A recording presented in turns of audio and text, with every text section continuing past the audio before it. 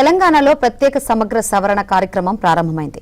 ఈ ప్రక్రియలో భాగంగా రాష్ట్ర వ్యాప్తంగా అన్ని పోలింగ్ బూత్ల పరిధిలో బూత్ లెవెల్ ఆఫీసర్లు బిఎల్ఓలు ఇంటింటి సర్వేకు వెళ్లి ఎన్యూమరేషన్ ఫారాలను అందజేయనున్నారు. ఈసీఐ ఇప్పటికే నిర్దేశించిన షెడ్యూల్ ప్రకారం తెలంగాణ వ్యాప్తంగా సర్ ప్రక్రియను చేపట్టేందుకు దాదాపు 90,000 మంది ప్రత్యక్షంగా పనిచేయనున్నారు. వారిలో ఇంటింటి సర్వే చేపట్టనున్న బూత్ లెవెల్ అధికారులు బిఎల్ఓలు 35,985 మంది, క్షేత్రస్థాయిలో బిఎల్ఓలు సూపర్వైజర్లు 3,596 మంది కాగా రాజకీయ పార్టీల తరపున ప్రతినిధులుగా ఉండే బూత్ లెవెల్ ఏజెంట్లు బిఎల్ఏలు 49,018 మంది.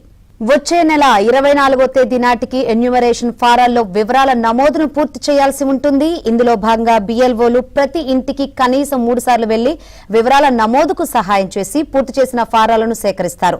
ఓటర్లు ఎన్యూమరేషన్ పత్రాలను ఆన్లైన్ ద్వారా కూడా సమర్పించేందుకు ఈసీఐ అవకాశం కల్పించింది.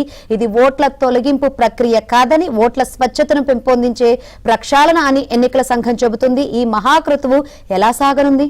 మరిన్ని వివరాలు అందించేందుకు మా ప్రతినిధి నరసింహరావు లైవ్ ద్వారా సిద్ధంగా ఉన్నారు. ఈ రోజు నుంచి తెలంగాణలో ఎస్ఐఆర్ ప్రక్రియ ప్రారంభం కాబోతుంది. ఎస్ఐఆర్ అంటే స్పెషల్ ఇంటెన్సివ్ రివిజన్, ఓటర్ల జాబితా ప్రత్యేక సమగ్ర సవరణ.